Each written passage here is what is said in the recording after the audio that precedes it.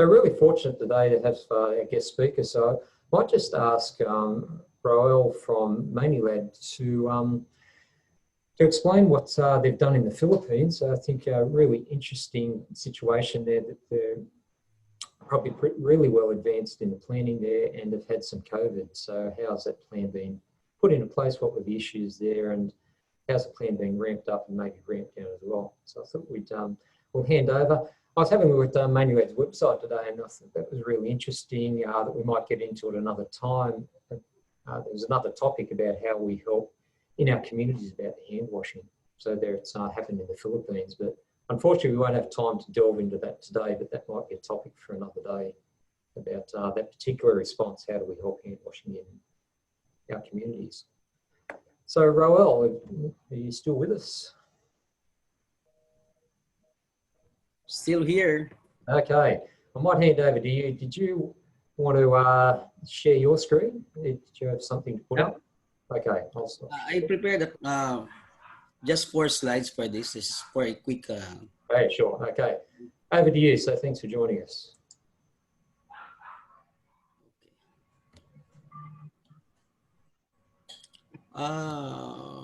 Magandang tanghali, Raul. Hi, magandang umaga here. It's still about 8:30 in the morning. Vivian, I can't share my my screen. Host disabled participants screen sharing. That's what's appearing on my screen. Oh, how have I done that? Can you send it quickly to Dean? Send it to me and email it, and I'll bring it up for you. Okay, I'll email it to you. Sure. Okay. Okay. Just wait. Ako lang yan.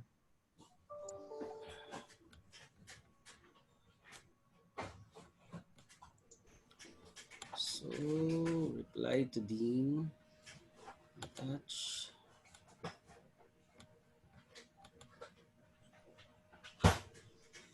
In the meantime, hi to those of you that joined after the intro. Hi, Dean. I just sent the email to you. Okay. Great. So I'm happy. Well, basically, I'm happy to see to note that some people here in the group have worked or spent time in the Philippines. So, you know, here in Maynilad, we thought sometimes we're tempted to think that we have seen everything already in terms of the challenges in supplying water in the Philippines. But this year, it's really unprecedented. Three events that really have impacted to certain various degree our operations. One is the eruption of the Taal volcano early on the year, and then we're just after we have just recovered from it, then the COVID-19 struck, and then just a week ago, and until this day, we have still have a challenge in terms of our supply of water because of the unprecedented turbidity caused by Typhoon Ulysses. My presentation will really be mainly on our experience, our response on COVID-19, but probably during our discussion we can discuss also the impact on our operation and our response as regards the high turbidity of water that we experience just recently because of Typhoon Ulysses.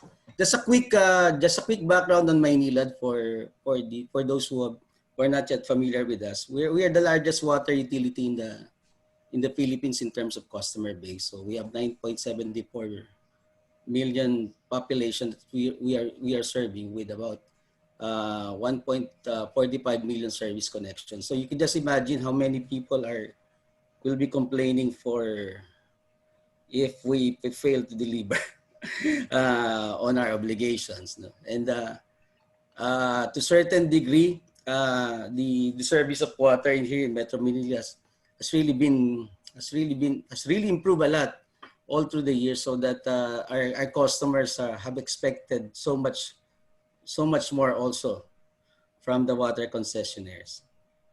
So we have a our concession will last until 2037 unless the government terminates it 2022.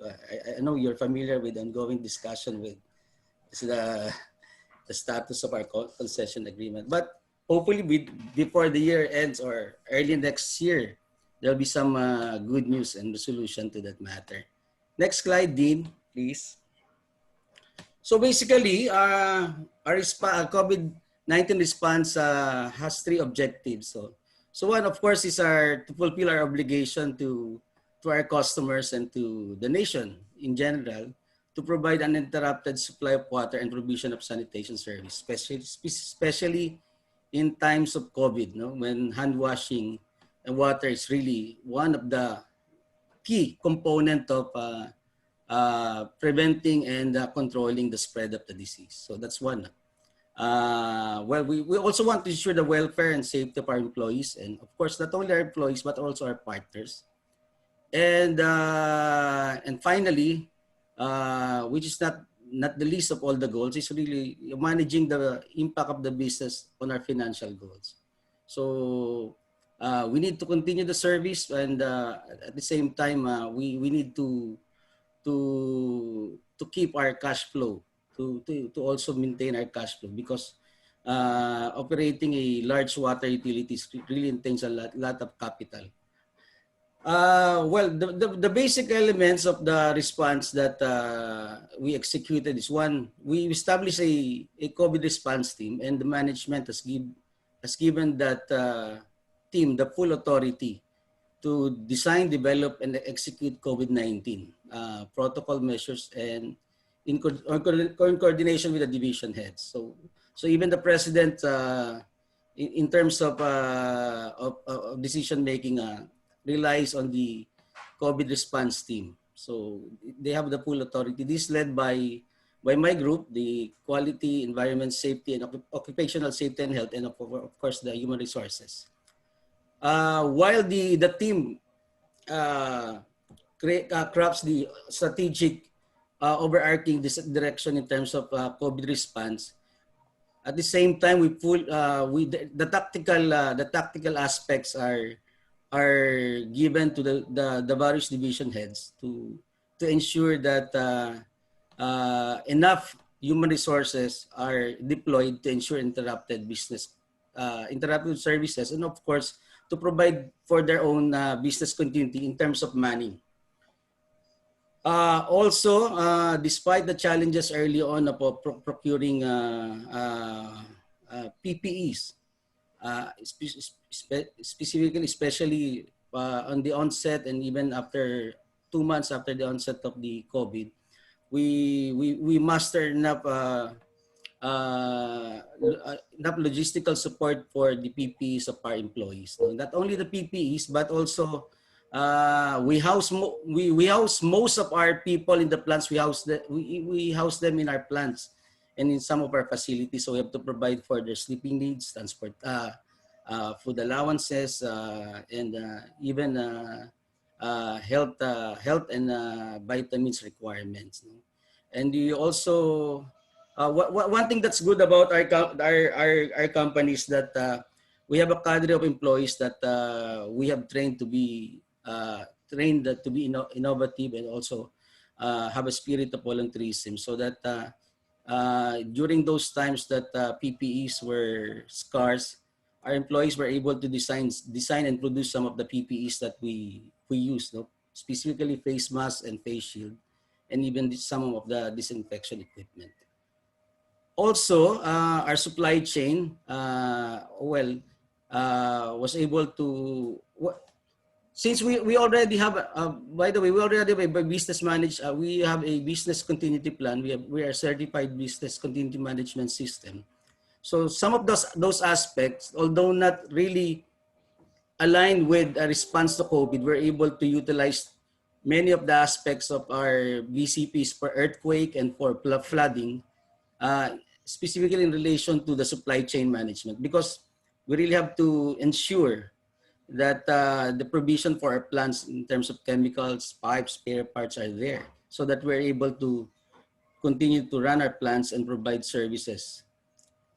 And of course, we also took care of our contractors and our service providers.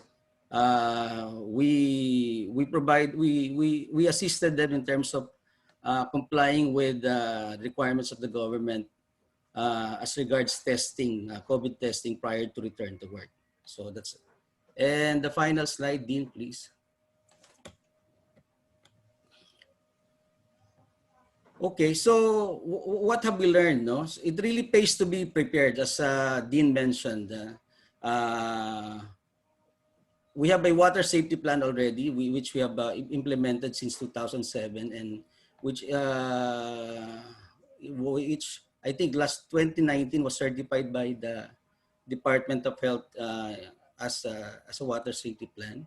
And we have a business continuity management system.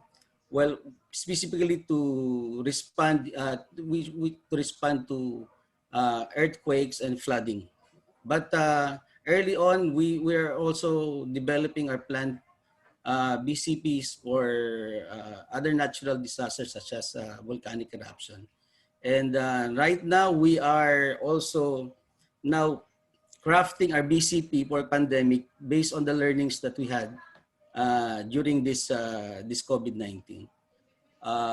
Second, you have to be decisive, but also flexible and agile. You have to be adaptable also.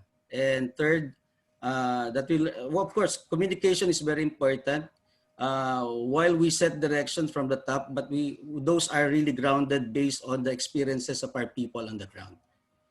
And just like this, we continue to learn. We continue to participate in webinars and seminars during this time so that our response to COVID would improve.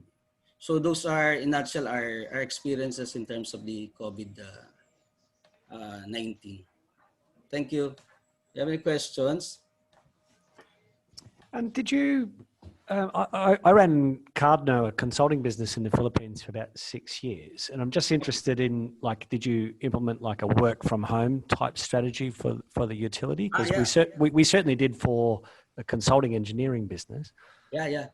Actually, well, even before the government implemented the lockdown, we already have 2 weeks before that, we already had a work from home arrangement with our employees. Although that is on a rotation basis, that's 50% every 2 weeks.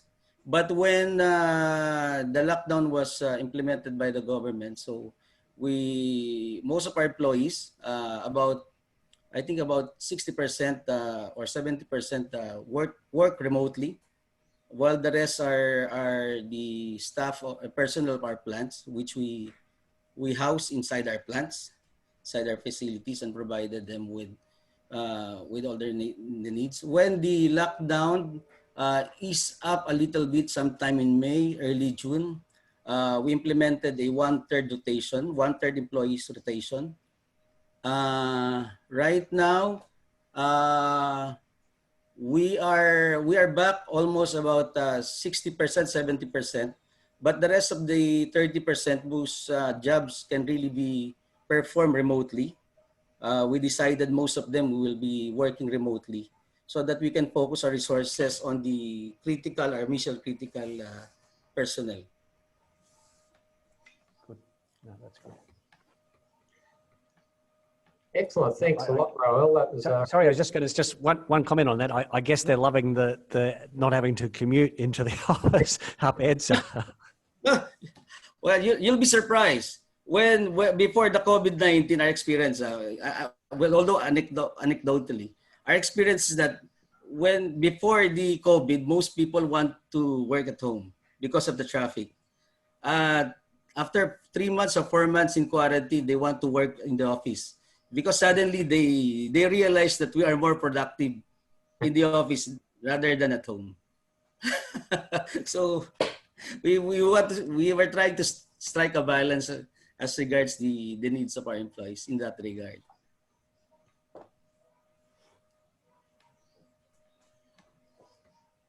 Anyone have anything else for Roel? Okay, we might we'll press on. Hang on, share my screen again. We'll try and keep moving because I want to make sure we get to the template we sent out so we can have some discussion on that as well.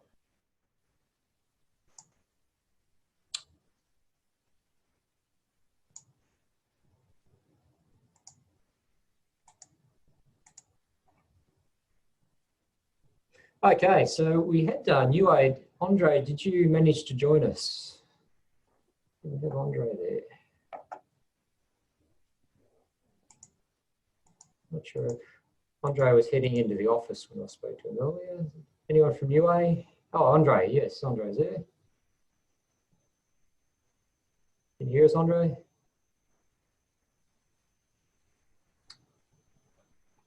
I can see Andre there, but I had a look at the plan that Andre shared, and yeah, it's really similar to a lot of the other ones we've seen. To me, it described the phases, the impact on the health system economy, how they're going to respond in UA. Yeah, as I said before, again, who does what and when will it be done? So yeah, that was a really detailed plan, and I'm not sure if Andre can hear us. I can't see him, his microphone there. We might have to come back to Andre a little bit later. Andre, no? Okay, we'll come back to Andre if he can hear us later.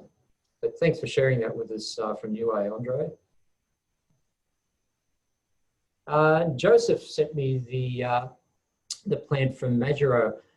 So it's happy Halloween for the team there from Majuro. So I promised him we'd record this and share it with him. But yeah, the plan from Majuro was yeah, really interesting. It was, well, it had the elements that we've been talking about. So the alert levels, how employees would be protected, disinfection of facilities, the same sort of issues that we just heard about for Maynilad about spares and supplies, communications, how the plan will be escalated. And yeah, they had documented in the plan for Majuro about how the team will be split. So yeah, they've already thought through what happens if it goes there. They won't have everyone working. We did that in Newcastle as well. So the split teams, people working from home. So people are obviously thinking through the same thing. And the other one that comes up there in a few of the plans is mental health support. And we've seen that here in Newcastle, and probably you've experienced it in the islands there as well, I think. That it hasn't been easy for people maybe to be sent home working for extended periods, not with their normal workers, colleagues. All sorts of things impact on people's mental health, and we need to be able to support people through. And then we had Solomon Water. So as I said earlier, and I sent the template around that was based on the Solomon Water plan. And I think we've got Scraven and the Solomon team with us this morning. So they might just share what's happened in the Solomons and how they developed the plan, and then we can have a look at it in a bit of detail. So Scraven, are you still with us? I am. Excellent. Thanks a lot for joining us and sharing your plan. Thank you. Before I talk, there are, sorry, I'm in the other office in another location. Some members of the Solomon Water team are actually in another location as well. And I would like to ask, given the fact that the whole planning process for the Solomon Water team was done by Francis, who is actually in the other office.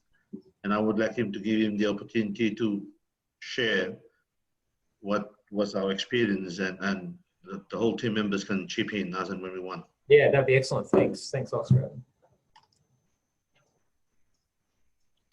Yeah, hello. Can you hear me? Yeah, we can hear you there. Okay. Thanks, Tim. Thanks, Scraven. I think basically from the lady is getting senior managers buy-in. I mean, you need to get the senior managers or executive buy-in before you can start this type of planning.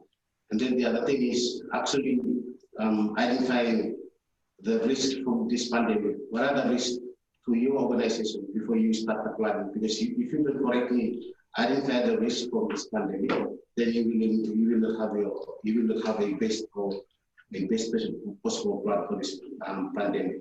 So apart from that, we develop apart from the development of the plan, we set up a crisis management team, which is the executive management team, basically to oversight and then to give approval on certain things that at an executive level that need to be done, so that as part of our preparation. And then at the tactical, or if you like, at the operational level, we do have a business continuity team. Basically, that's the team that is run around to do, to do the, doing the preparation in terms of the things that we need for our operation, the critical supplies like the chlorine and the fuel and all those things, the setup of our emergency response management center and all those things. So apart from this COVID-19 preparedness and response team, response plan, we do also have a business continuity plan, which is being developed in line with this COVID-19 plan as well. So I think I will have to state clearly that the key here is having to identify the risk from this COVID-19. COVID-19 is not a risk; it's a cause. That's the key message. You need to identify what are the fallouts or what are the risks, potential risks to your business, so that you can, effectively put in a plan in place.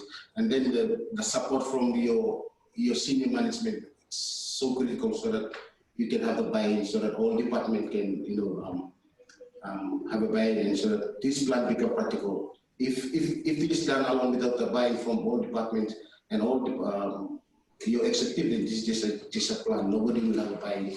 Yeah. So I think that's a sharing. That we at Somnota, we want to share with other utilities around the Pacific. Yeah, I think that's all from Ms. Kevin. If you want to add on, or Ms. Kevin, if you want to add on, you can add on what I just said. Thank you. Thanks, Francis. And Don, I want to chip in here. I'm going to go in terms of key learnings, and that is to look at the whole process from start to the actual completion of the plan. We have a brief background. We have done some simulation tests on our plans, and we have also done it in real life, driven by government lockdowns or government imposed lockdowns. Anyways, the first key learning is that first and foremost, there has to be a commitment from the top team. And that commitment must come through the mandate given to the disaster recovery plan, or the business continuity plan, or the crisis management plan team. Sorry. What also helped with us was that we already had a business continuity planning in place for most of our core and critical processes. So the structure and the roles and responsibilities captured in those business continuity plans help define things a little better for us.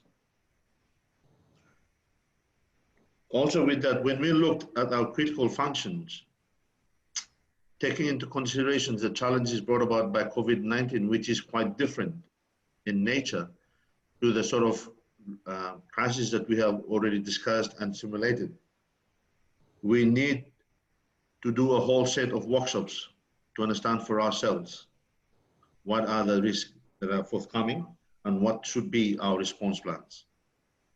So it forced us to actually review the business continuity plan we have for each core and critical process as well. And that was driven by the fact that COVID-19 is very, very different in nature to some of the crises that we have faced in the Solomons. Say, for example, flooding and whatnot, which is quite limited. The workshops in itself really helped understand the complete responses that we need to do from the critical and core processes that we have. More often than not, the planning is done right at the top and just cascaded down without involving the very people who are involved in those core and critical processes to get a full and complete understanding of how things need to happen on the ground. Whilst from a process point of view, whilst the team are having the workshops and whatnot in drawing up the plan, There has also been very good external engagements with the government to fully understand with the different, with the lockdown